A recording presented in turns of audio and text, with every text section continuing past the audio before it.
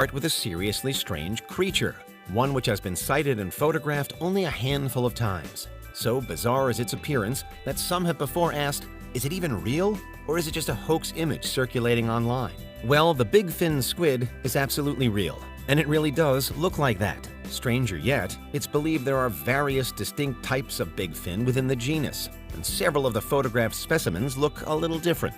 Their tentacles appear to reach 26 feet long at least, but as we've never captured one and have observed so few, we can't be certain. Could the big fin squid be significantly longer than that? Might it even account for some sea monster claims in history? Nobody knows. A few specimens that might have been big fins, as opposed to other more commonly seen species, have been caught in the past, but weren't documented in much detail at the time, nor were they preserved. And in fact, the big fin wasn't seen alive and in the wild until as late as the 1980s. Ominously, despite decades of extensive deep-sea research, not only do we not know how big fin squids can get, but we don't even know how or what they eat. It was initially believed that they were very passive animals and that they'd simply wait for their food to get caught in their tentacles. That was until a frightening and strange video appeared in early 2023, showing the squid apparently acting aggressively and trying to attack a remote submersible. While we still haven't seen one large enough to be a threat to humans, it's still a little frightening to think that they are out there and so little understood. These spectacular animals are an emblem of the weird and unusual creatures hiding down in the dark, much like their even larger cousin, the ever-elusive giant squid itself. Indeed, they join a long list of surreal, nightmarish creatures of the sea, such as the primordial goblin shark and the vast lion's mane jellyfish, with tentacles 120 feet long and packed full of venom. It isn't just living things that are hiding far beneath the water, though. Of the millions of shipwrecks in the sea, many double up as mass graves. That, and the difficulty in doing so, is part of the reason why they're often not brought back to the surface. Many people who have lost loved ones in shipwrecks, whose bodies still lie beneath the water, hate the idea of recovery missions disturbing the wreckage, arguing that shipwrecks should be left alone completely as a sign of respect. Of course, this often isn't how things play out, especially with wrecks that are deemed historically or archaeologically significant or potentially packed full with treasure. Some of the grisliest shipwrecks of all lie far to the north up in the Arctic Circle. For example, the wrecks of HMS Terror and HMS Erebus were lost in the early 19th century and weren't found again until diving expeditions in the 2010s. Warships refitted to explore Earth's poles, these two vessels became frozen in ice while trying to traverse the Northwest Passage. Led by Captain John Franklin, the ships were trapped for over a year. Eventually, it's thought that the crew tried to venture away from the ships to get help, but all died. Then, when the boats were freed as the ice thawed, they sank, and everything disappeared for more than 2 centuries. The only clues that attempted rescuers had were the bodies of those who had left to get help when they were eventually found further afield. Since they were rediscovered, and despite the freezing waters in the Canadian Arctic, divers now regularly explore the wrecks, trying to learn more about the tragedy that unfolded and killed every person aboard both Terror and Erebus. Meanwhile, another, perhaps even more chilling case is that of the USS Thresher, an American submarine that sank to the bottom of the ocean during a training exercise in 1963.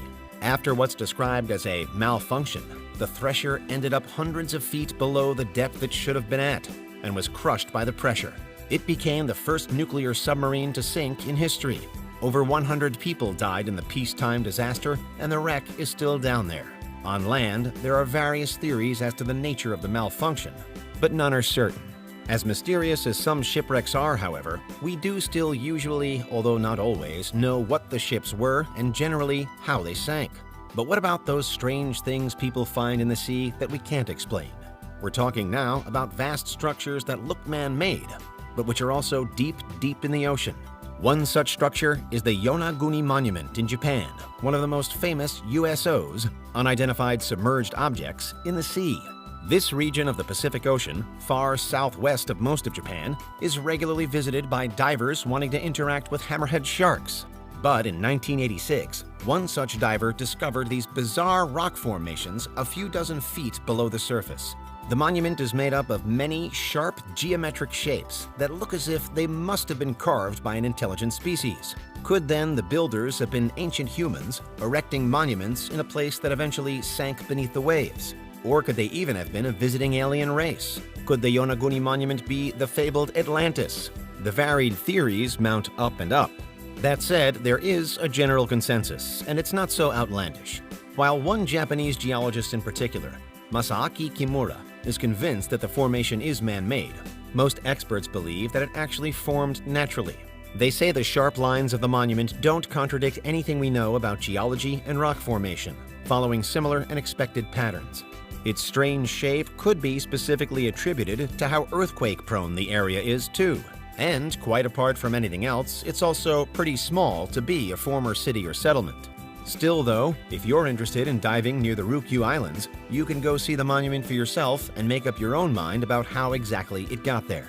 Finally, there's the Blue Hole in the Red Sea, north of Dahab, Egypt. This isn't the only blue hole in the world, nor is it the most striking. It's also not deep out to sea, but it does descend to impressive depths, and throughout history may have been lethal to potentially hundreds of divers. The Blue Hole is actually a sinkhole created in coral reef, likely by rainwater eroding it into shape tens of thousands of years ago when it was still above the surface. That's the mechanism by which most of these striking ocean sinkholes are created.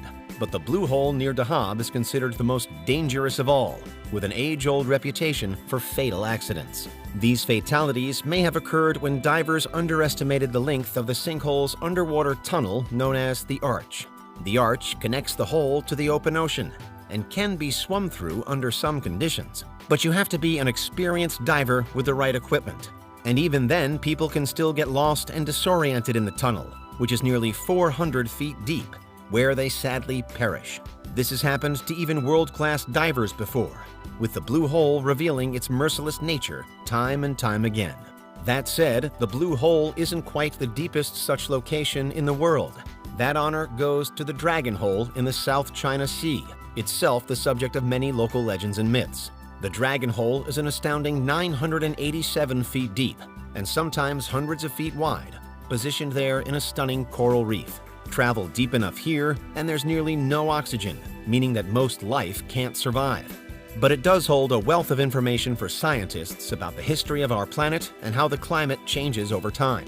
We took a closer look at some other distinctive sinkholes in another recent video too, so be sure to check that out next. But for now, what do you think the strangest thing ever found in the deep sea is? Are you afraid of the open ocean? Let us know your thoughts in the comments. Whenever you descend far below the water's surface, there's no telling what you might find. Something beautiful and unique, or a horrifying reminder of just how dangerous the seas